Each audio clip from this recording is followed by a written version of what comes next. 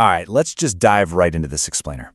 Today, we're unpacking something pretty wild. The dramatic and honestly fascinating architecture of a biblical downfall.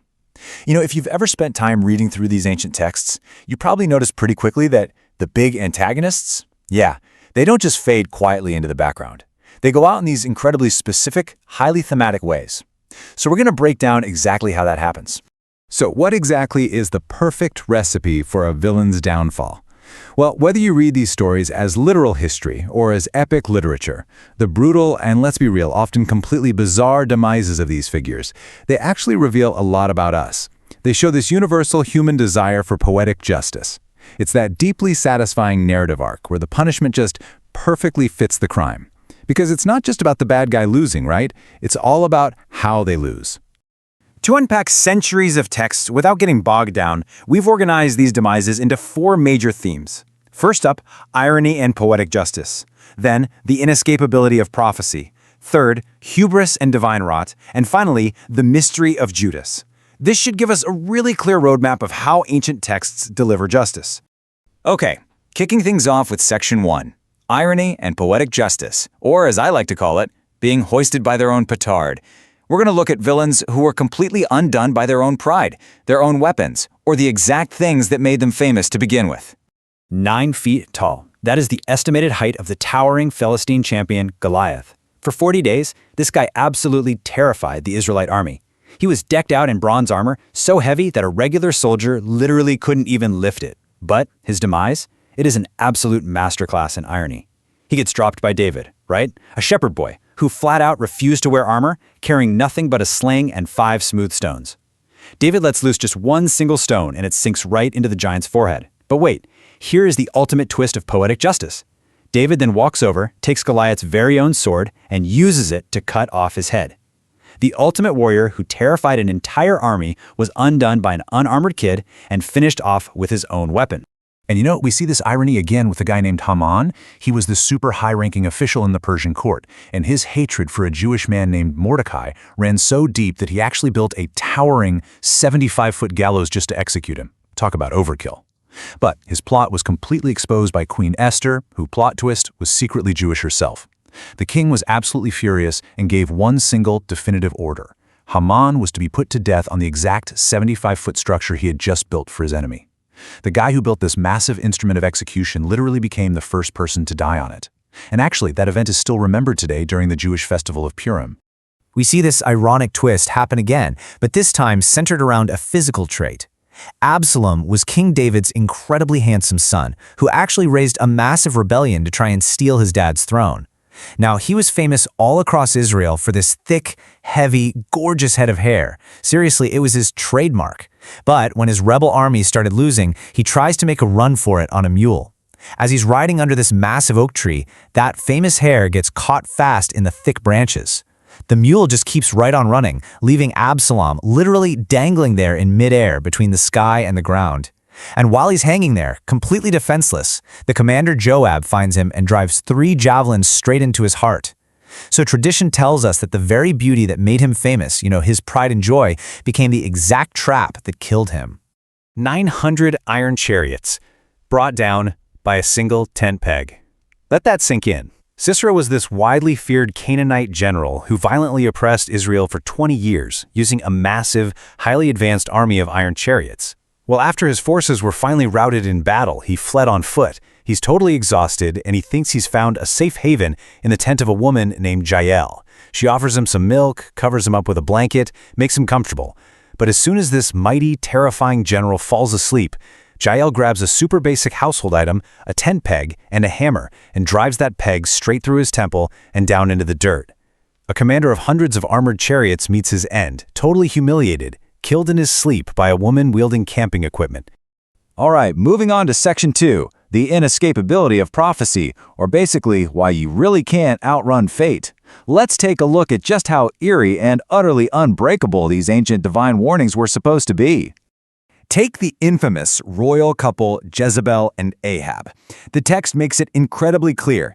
Trying to cheat a divine warning is just totally useless. For instance, the prophet Elijah warned King Ahab that dogs would one day lick up his blood. So, to dodge this grim fate, Ahab actually strips off his royal robes and disguises himself as a regular old foot soldier before going into battle. Sneaky, right? Except some random enemy soldier fires an arrow into the air completely unaimed, and it just happens to find the one single tiny gap in Ahab's armor. He bleeds out, and later, when they wash his chariot, yep, dogs lick up the blood. And what about his queen, Jezebel? Elijah said dogs would devour her.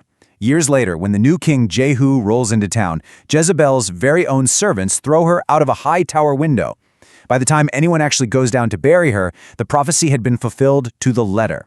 Dogs had eaten the queen, leaving nothing behind but her skull, her feet, and the palms of her hands. Now, sometimes these prophecies don't take decades to unfold. Sometimes they literally happen in a matter of hours. King Belshazzar of Babylon was throwing this massive, arrogant feast, drinking wine out of sacred vessels that had been looted from the temple in Jerusalem. Suddenly, mid-party, a disembodied hand just appears and starts writing a terrifying message right on the plaster of the palace wall. The prophet Daniel is dragged in to translate it, and he delivers a brutal verdict. The king had been weighed in the balance and found wanting. And Belshazzar's demise was incredibly swift. That prophecy was fulfilled that very same night. The city defenses fell, Belshazzar was assassinated, and his entire empire was handed over to the Medes and Persians before the hangover from the feast even set in. That brings us to Section 3, Hubris and Divine Rot, or the visceral cost of arrogance. What's wild here is that the most deeply arrogant rulers in these texts don't just die, they meet the most horrific, physically degrading ends imaginable. Swallowed whole by the earth. And in this case, that phrase isn't a metaphor, it is completely literal. Back during Israel's time wandering in the wilderness, a Levite named Korah managed to gather 250 prominent leaders to challenge Moses' authority.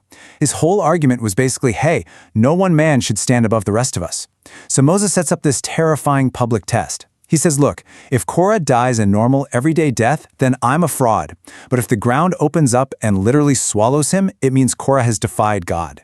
The text actually says the words were barely even out of Moses' mouth when the earth split wide open right beneath Korah's tents. He wasn't struck down by a sword or a plague. He and his followers went down completely alive into the ground, and the earth just zipped right back up over them.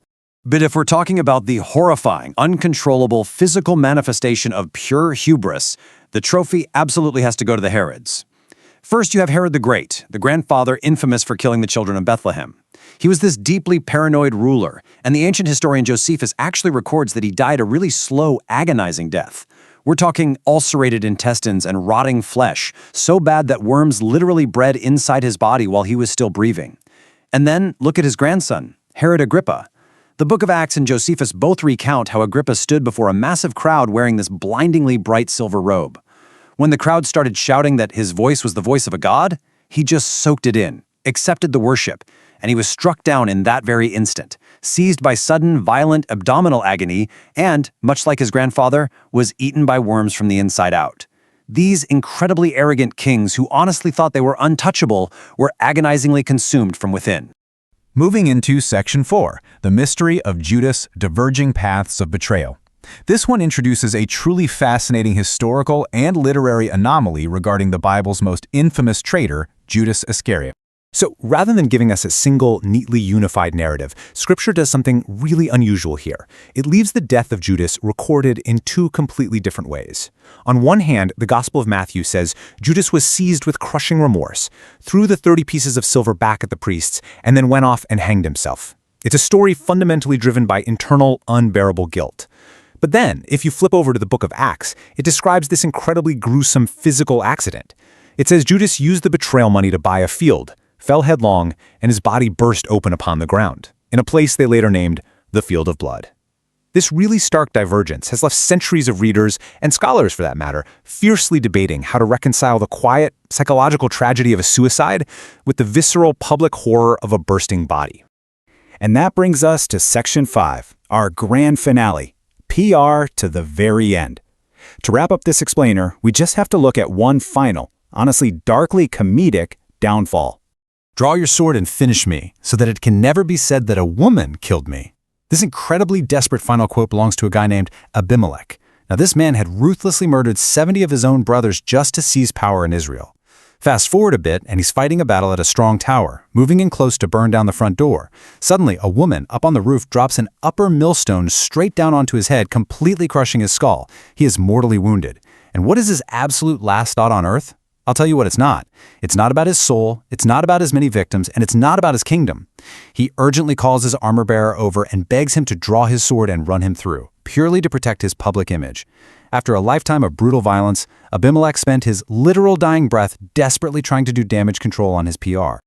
So, what's the big takeaway from all this? The crucial point in these masterful narrative designs is that a person's actions completely dictate their end. Whether it's by a random arrow, a towering 75-foot gallows, or just a simple camping tent peg, the punishment always uniquely fits the crime. Which leaves us with a final question for you to ponder today. If history wrote your final chapter, what would your ending reveal about your life? Thanks so much for exploring this with us, and as always, keep questioning the story.